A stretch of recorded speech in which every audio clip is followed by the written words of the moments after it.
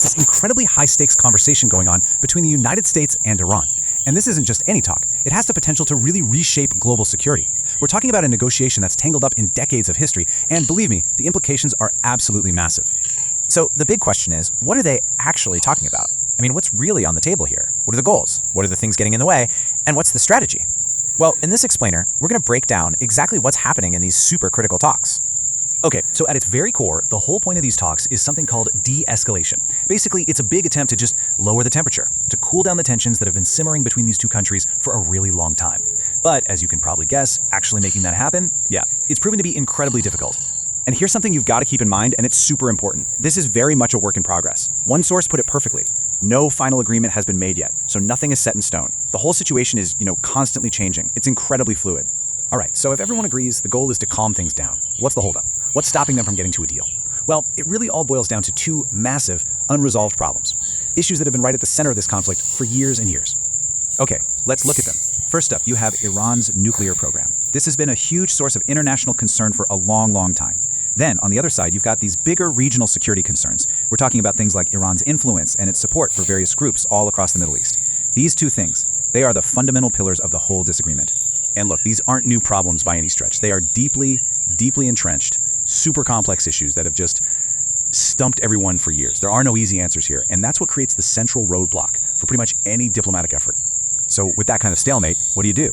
Well, the United States has relied really heavily on one particular tool to try and apply pressure to get some leverage in these talks. And that tool? It's all about economic sanctions. So what exactly are economic sanctions? Well, think of them as financial penalties, basically. The whole idea is to squeeze a country's economy, to put pressure on its government to either change its policies or, at the very least, come to the negotiating table and be more willing to talk. And this pressure from the US has been super targeted. They've really zeroed in on two absolutely critical parts of Iran's economy. First, its oil sector. That's where a huge chunk of their money comes from. And second, its financial sector, which, is essential if you want to do any kind of trade with the rest of the world. And yet, even with all these unresolved problems and all this intense economic pressure, that's not the whole story. Not by a long shot. There's another really important layer to what's happening here. Because you'd think with all this tension, all this pressure, that nobody would be talking, right? But that's not the case. The lines of communication haven't been completely cut. Diplomacy, in its own way, is still very much alive and kicking. So let's paint a picture of the diplomatic reality. First, yeah, tensions are still super high, no doubt about it. But, and this is a big but, second, they are still in contact. It's happening through what we call indirect talks. So they're not in the same room, but they're using other people, like officials from Europe or the Gulf, to pass messages back and forth. And third, and this is crucial, these efforts are still happening. The door is not closed. And this quote here really says it all, doesn't it? It perfectly captures the kind of paradox of where things are right now.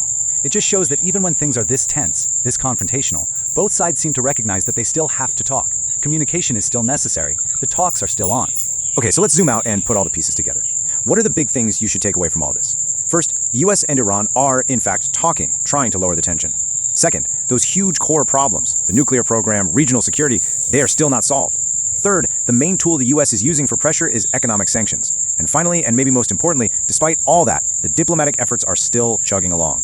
And all of that leaves us with this one giant question looking ahead. You've got this immense pressure from sanctions on one side, and this stubborn, difficult diplomatic process on the other. It really makes you wonder, right? Which one is going to break first? The sanctions or the stalemate? Now that is the dynamic we all need to